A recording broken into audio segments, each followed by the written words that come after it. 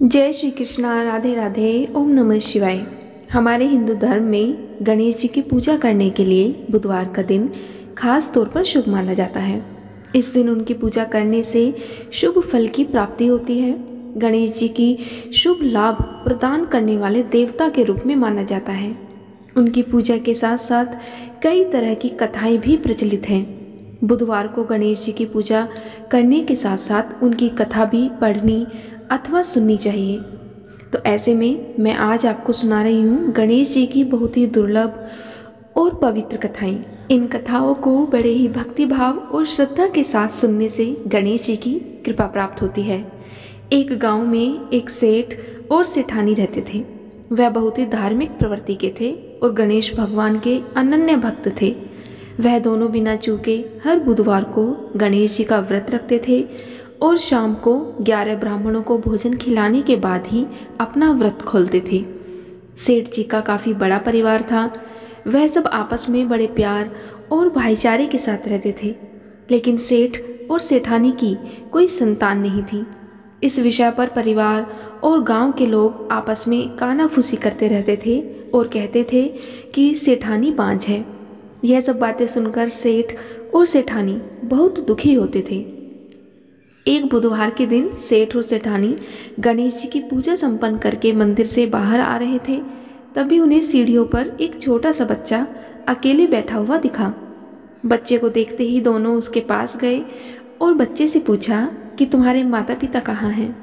लेकिन बच्चे ने अभी तक ठीक से बोलना भी नहीं सीखा था, इसीलिए वह नहीं बोल पाया। वह दोनों बच्चे के पास शाम तक बैठे रहे।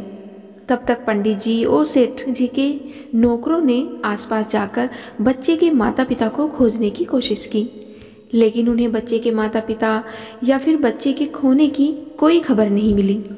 फिर पंडित जी ने सेठ और सेठानी को बच्चा अपने घर ले जाने के लिए बोल दिया और साथ में यह भी कहा कि अगर बच्चे के माता पिता यहाँ पर आते हैं तो मैं स्वयं उन्हें आपके पास ले आऊँगा। सेठ और सेठानी खुशी खुशी उस नन्हे बालक को अपने साथ अपने घर ले गए। सेठानी ने बच्चे का नाम अपने आराध्य भगवान गणेश जी के नाम पर गणेश रखा और बड़े लाड़ प्यार से उसका पालन पोषण शुरू कर दिया। कुछ दिनों के बाद उसी गांव में एक ठग पति पत्नी आए। उनका इरादा गांव के सबसे अमीर आदमी को ठगने का था। वह दोनों ठग गणेश मंदिर की सीढ़ियों पर बैठे सोच विचार कर रहे थे और कुछ समय बाद वहां पंडित जी आए और गांव में अनजान लोगों को देखते ही उनसे पूछा, क्या आपका बच्चा खो गया है?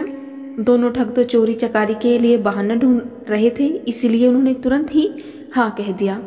तब पंडित जी ने कहा कि चिंता की कोई बात नहीं है, आपका बच्चा एक सेठ जी के घर पर पल रहा है। पंडित जी उन दोनों को सेठ जी के घर पर ले गए। गणेश के माता पिता आए हैं, यह खबर सुनकर सेठ और सेठानी बहुत दुखी हुए। सेठ जी ने उन दोनों पति पत्नी को एक रात के लिए अपने अतिथि गृह में ठहरने के लिए दिया। अब वह दोनों ठग सिर्फ मौके की फिराक में थे। उसी रात सभी लोग सो जाने के बाद वे ठग एक एक करके सभी कमरों की तलाशी लेने लगे। तलाशी लेते लेते वह दोनों तिजोरी वाले कमरे में पहुंच गए।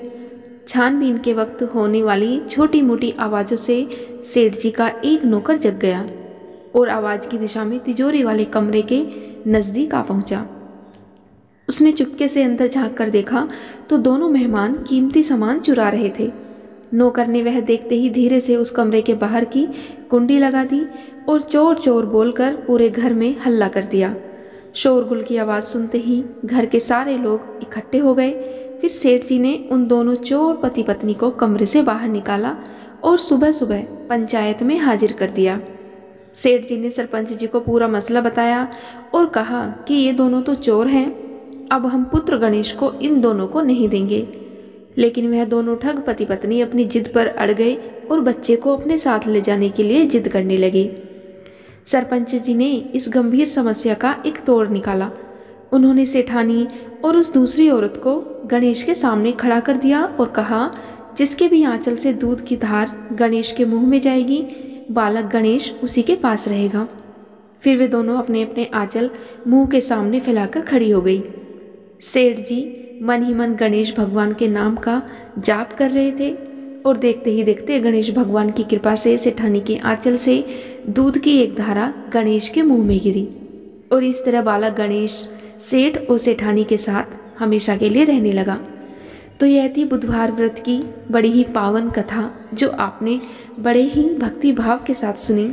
अब हम सुनते हैं गणेश भगवान की एक और कथा, जो कि सबसे ज़्यादा सुनी जाने वाली और सबसे प्रचलित कथा है, गणेश जी की खीर वाली कहानी।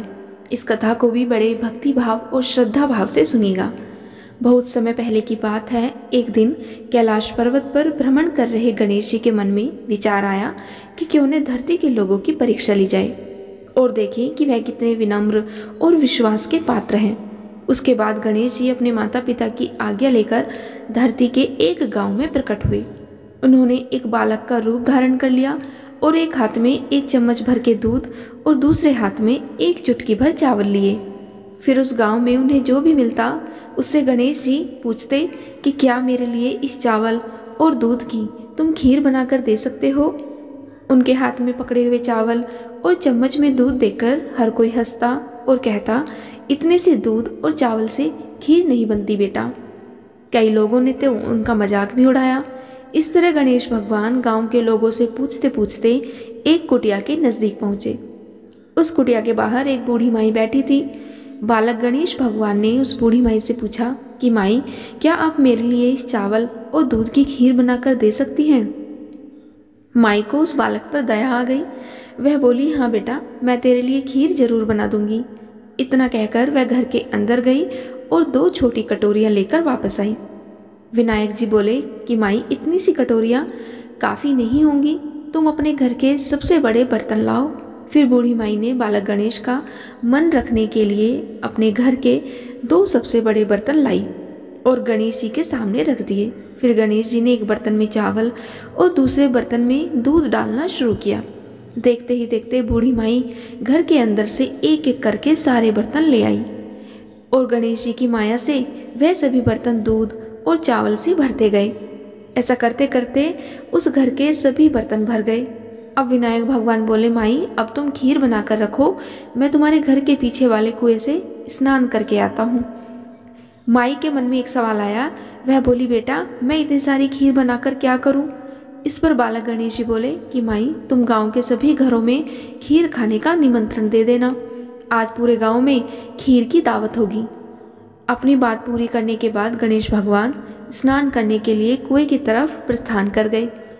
माई ने गांव के सभी लोगों को निमंत्रण दे दिया, लेकिन उसे निमंत्रण बांटता हुआ देखकर गांव के लोग कानाफूसी करने लगे कि इस गरीब बुढ़िया के पास कल तक खाने के लिए कुछ भी नहीं था और आज यह सबको निमंत्रण दे रही है। फिर भी बूढ़ी माई का उत्साह देखकर गांव के सभी लोगों ने न्योता स्वीकार कर लिया। निमंत्रण देने के बाद बूढ़ी माई अपनी कुटिया में जाकर खीर बनाने लगी। गणेश जी की माया से खीर इतनी अच्छी बन रही थी कि उसकी भीनी भीनी खुशबू पूरे गांव में फैलने लगी। बूढ़ी माई खीर बनाने के बाद कुछ देर के लिए बाहर गई। तभी पास ही में रहने वाली उसकी बहू खीर की खुशबू सूंघते सूंघते वहां पर आई। उसने देखा कि खीर चूल्हे पर चढ़ी हुई है और माई घर पर भी नहीं है। खीर की खुशबू की वजह से बहू से रहा नहीं गया और उसने 2 कटोरियों में खीर निकाल ली और एक कटोरी में घर में रखी भगवान गणेश की मूर्ति को भोग लगाया और दूसरी कटोरी लेकर दरवाजे के पीछे बैठकर खाने लगी। कुछ समय बाद बूढ़ी माई ने घर के आंगन से ही स्नान करने गए बालक गणेश जी को आवाज़ लगाई और गणेश जी वहाँ पर तुरंत हाजिर हो गए। माई बोली, बेटा, तुम्हारी खीर बन चुकी है, आओ बैठो, मैं तुम्हें खीर परोसती हूँ। माई की बात पूरी होने के बाद विनायक जी ने बड़े ही प्यारे स्वर में कहा कि माई, तुम्हारी बहू ने भोग लगा दिया है और वह खाकर मेरा पेट तो अब पूरा भर चुका है। तुम बाकी की खीर गांव के लोगों को खिला देना और बची हुई खीर रात सोते समय कुटिया के चारों कोने में कटोरियों में रख देना। इतना कहकर बालक गणेश वहां से चले गए। फिर गांव के लोग एक एक करके आने लगे। शाम होते होते सभी ने पेट भर के खीर खाई, लेकिन फिर भी एक बहुत बड़ा पतीला भर के खीर बच गई। अब वही खीर माई ने बालक गणेश के कहे अनुसार रात को सोते समय कटोरियों में भरकर कुटिया के चारों कोने में रख दी और उसी रात को बूढ़ी माई के सपने में आकर उस बालक ने गणेश भगवान के रूप में दर्शन दिए। सुबह जब माई उठी तो उसने देखा कि चारों कोनों में जो खीर रखी थी वह सभी कटोरियाँ हीरे मोती और सोने के आभूषणों से भर गई थी। और इस तरह से एक गरीब बुढ़िया माई पर गणेश भगवान की माया हुई और उसके जीवन की काया पलट हो गई। हे गणेश भगवान, जिस तरह आपने बूढ़ी माई पर माया की, उसी तरह माया इस कहानी को पढ़ने वाले और सुनने वाले पर करना। कहानी अधूरी हो तो इसे पूरी करना, और अगर कोई गलती हो गई हो तो इसे क्षमा करना।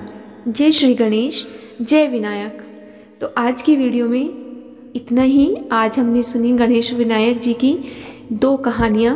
उम्मीद है आपको कहानी पसंद आई होगी। अगर आपको वीडियो पसंद आए तो वीडियो को लाइक और चैनल को सब्सक्राइब अवश्य करिएगा, और कमेंट बॉक्स में जय श्री गणेशा अवश्य लिखिएगा। जय श्री कृष्णा, राधे राधे, ओम नमः शिवाय।